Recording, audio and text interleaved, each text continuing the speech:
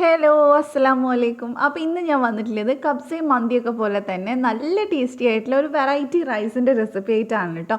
നമുക്ക് കബ്സയും മന്തിയൊക്കെ കഴിക്കുന്ന പോലെ തന്നെ ചിക്കൻ്റെ ഒക്കെ കൂടെ കഴിക്കാൻ പറ്റുന്നതാണ്. എല്ലാവരും ട്രൈ ചെയ്ത് നോക്കാം. നമുക്ക് എങ്ങനെ ചെയ്യുന്നത് നോക്കാം. അപ്പോൾ ആദ്യം തന്നെ ഞാനിവിടെ ഒരു പാൻ എടുത്തിട്ട് അതിനകത്തോട്ട് കുറച്ച് ഓയിൽ ഒഴിച്ച് കൊടുക്കുന്നുണ്ട്. ഏകദേശം ഒരു 3 ടേബിൾ സ്പൂൺ ഒഴിച്ചിട്ടുണ്ട്. സൺഫ്ലവർ ഓയിൽ അല്ലെങ്കിൽ പാം ഓയിൽ ആയാലും കുഴപ്പമില്ല. അതിലേക്ക് നമുക്ക് സവാള കട്ട് ചെയ്ത് ചേർത്ത് കൊടുക്കാം. ഞാനിവിടെ ഏകദേശം ഒരു 3 സവാള എടുത്തിട്ടുണ്ട്. ഒരുപാട് വലുതാണെങ്കിൽ 2 മതി.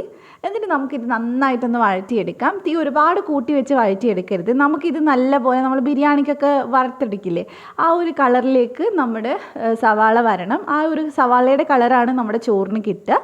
അപ്പോൾ കുറച്ചൊന്ന് കഴിയുന്ന സമയത്ത് ഇതുപോലെ മൊരിഞ്ഞ് വരും. അപ്പോൾ ഇതിനനുസരിച്ച് നമ്മൾ എണ്ണ ഒഴിച്ചിട്ട് വേണം കേട്ടോ ചെയ്യാനായിട്ട്, എന്നാലേ പെട്ടെന്ന് റെഡി ആവുള്ളൂ. അപ്പോൾ നന്നായിട്ട് നമുക്കിതൊന്ന് വറുത്തെടുക്കാം. അപ്പോൾ അത് ഏകദേശം ഈ ഒരു കളറായിട്ടുണ്ട്. ഒത്തിരി അങ്ങ് കറുത്ത് പോയി കഴിഞ്ഞാൽ ചിലപ്പോൾ ഒരു കയ്പ്പ് ടേസ്റ്റ് വരും. അപ്പോൾ ഏകദേശം ഈ ഒരു കളറ് മതി. നമ്മൾ സാധാരണ ബിരിയാണിക്കൊക്കെ നന്നായിട്ട് ഫ്രൈ ചെയ്യില്ല, ആ ഒരു കളറായിട്ടുണ്ട്. തീ കൂട്ടി വെച്ച് ചെയ്യാതെ ഒരു മീഡിയം ടു ലോ ഫ്ലെയിമിൽ വെച്ചിട്ട് തന്നെ ചെയ്യാം. അപ്പോൾ ഇനി നമുക്കിതെടുത്ത് മാറ്റാം. അതിനുശേഷം ഇതൊന്ന് ചെറുതായിട്ട് ചൂടാറുന്ന സമയത്ത് നമുക്കിതിനെ ഒന്ന് മിക്സിയുടെ ജാറിലേക്ക് ചേർത്ത് കൊടുക്കണം. അപ്പോൾ ഞാനിവിടെ മിക്സിയുടെ ജാർ എടുത്തിട്ടുണ്ട്. നന്നായിട്ട് നമുക്കിതൊന്ന് അരച്ചെടുക്കണം. അപ്പോൾ ഇതിൻ്റെ ഒരു ഫ്ലേവറൊക്കെ ആയിരിക്കും കേട്ടോ ചോറിലുണ്ടാവുക. നല്ല രസമാണ് കഴിക്കാൻ.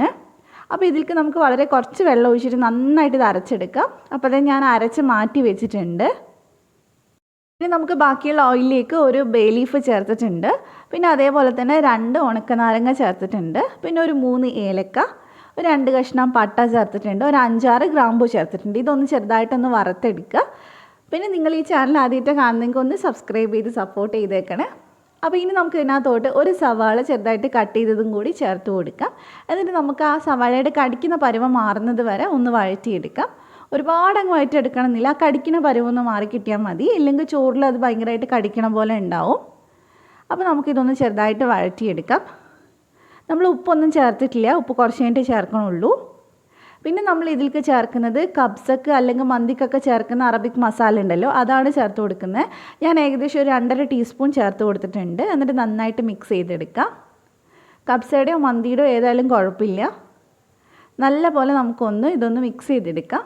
അതിൻ്റെ ആ ഒരു പച്ചമണം മാറുന്ന സമയത്ത് നമ്മൾ നേരത്തെ അരച്ച് വെച്ചിട്ടുള്ള ഉള്ളിയുടെ ആ ഒരു പേസ്റ്റ് ഉണ്ടല്ലോ, അത് മുഴുവനായിട്ട് ചേർത്തിട്ട് മിക്സ് ചെയ്തെടുക്കാം. ഒരുപാട് വെള്ളത്തോടെ അരച്ചെടുക്കരുത്, ഈ ഒരു പരുവത്തിൽ വേണം നമ്മൾ അരച്ചെടുക്കാനായിട്ട്. അപ്പോൾ നന്നായിട്ട് മിക്സ് ചെയ്ത് അതിൽ നന്നായിട്ട് പിടിക്കണ നേരത്ത് നമുക്ക് ഇതിനകത്തോട്ട് വെള്ളം ചേർത്ത് കൊടുക്കാം. ഞാനിവിടെ 3 കപ്പ് വെള്ളം ചേർക്കുന്നുണ്ട്. 2 കപ്പ് അരിക്ക് 3 കപ്പ് വെള്ളമാണ് കേട്ടോ എടുത്തിട്ടുള്ളത്. അപ്പോൾ 1 കപ്പ് അരിക്ക് 1.5 കപ്പ് വെള്ളം മതി. അപ്പോൾ ആ ഒരു കണക്കിനനുസരിച്ച് വെള്ളം എടുക്കുക, നിങ്ങൾ എത്ര അരിയാണെങ്കിലും. അപ്പോൾ ബസ്മതി അരി ഏകദേശം നന്നായിട്ട് കഴുകി 1 മണിക്കൂർ ഞാൻ കുതിർത്തി വെച്ചിട്ടുണ്ടായിരുന്നു. എന്നിട്ട് വെള്ളമൊക്കെ കളഞ്ഞ് ഞാൻ മാറ്റി വെച്ചിട്ടുണ്ട്. പിന്നെ ഇതിലേക്ക് ആവശ്യത്തിന് നമുക്ക് ഉപ്പ് ചേർത്തിട്ട് ഇതൊന്ന് തിളപ്പിച്ചെടുക്കാം. അപ്പോൾ നന്നായിട്ട് നമ്മളിനി തിളച്ച് തുടങ്ങുമ്പോഴേ ഊറ്റി വെച്ചിട്ടുള്ള അരി ചേർത്ത് കൊടുക്കുന്നുള്ളൂ. ബസ്മതി അരി കുതിർത്താൻ മറന്നു പോകരുത്. അപ്പോൾ ഇത് തിളച്ച് തുടങ്ങിയിട്ടുണ്ട്. ഇനി നമുക്ക് ഇതിനകത്തോട്ട് വെള്ളമില്ലാതെ അരി മാത്രമായിട്ട് അങ്ങോട്ട് ചേർത്ത് കൊടുക്കാം. ബസ്മതി നമ്മൾ സാധാരണ മന്തിക്കും അതുപോലെ തന്നെ കബ്സൊക്കെ എടുക്കുന്ന സാധാ അരി എടുത്താൽ മതി, നീളമുള്ള അരി.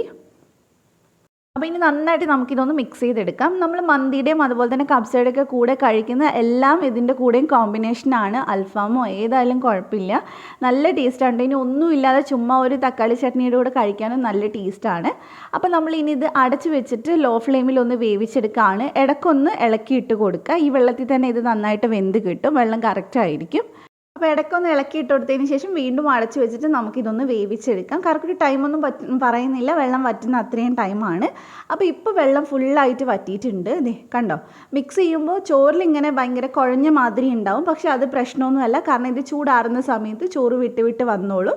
ഇപ്പോൾ വെള്ളം വറ്റിയിട്ടുണ്ട്. ഇനി നമുക്ക് ഫ്ലെയിം അങ്ങ് ഓഫ് ചെയ്തിട്ട് ഇത് കുറച്ച് നേരം കഴിഞ്ഞിട്ട് സെർവ് ചെയ്യാം. ഒത്തിരി ചൂടോടെ സെർവ് ചെയ്യുമ്പോൾ ഭയങ്കര വെള്ളം മാതിരി ഉണ്ടാവുക. കുറച്ചൊന്ന് ഡ്രൈ ആവണമെങ്കിൽ ചൂട് ചെറുതായിട്ടൊന്ന് മാറിയാൽ മതി കേട്ടോ.